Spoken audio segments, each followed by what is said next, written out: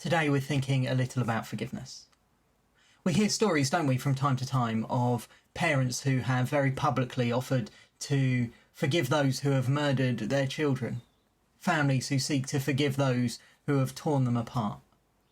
And I have to confess that these stories always make me feel a little cynical. Have they really forgiven? Because forgiving those who hurt us, those who sin against us, it's no easy task. It's not just a comment to be thrown away. Sometimes it is a lifelong struggle. We may feel like we have forgiven today, but tomorrow feelings of resentment raise themselves again. To forgive, not to forget what they've done, but to no longer hold it against them. To want what is best for those that have hurt us and no longer have a desire for revenge or to see them suffer because they have made you suffer. It's hard. But forgiving the sins of others, of the pain that they've caused us, is essential according to Jesus. It also sends a powerful message to those who don't know him about the kind of God he is, about the kind of welcome they can expect from him if they would only turn his way. And today, as we think about living questionable lives, we turn to a story where Jesus is questioned about his power to forgive.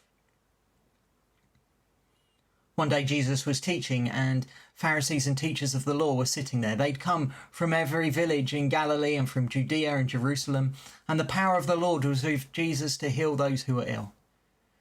Some men came carrying a paralysed man on a mat and tried to take him into the house to lay him before Jesus.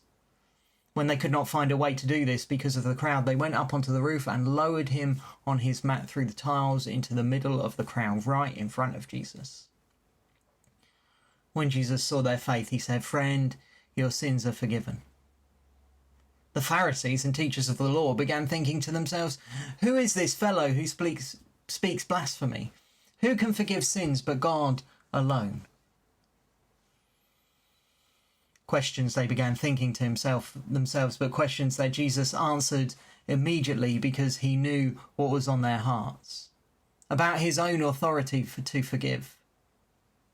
That's not a question we might get asked. But what's key is that forgiveness is incredibly powerful. No matter the context, we should never underestimate the power of forgiveness.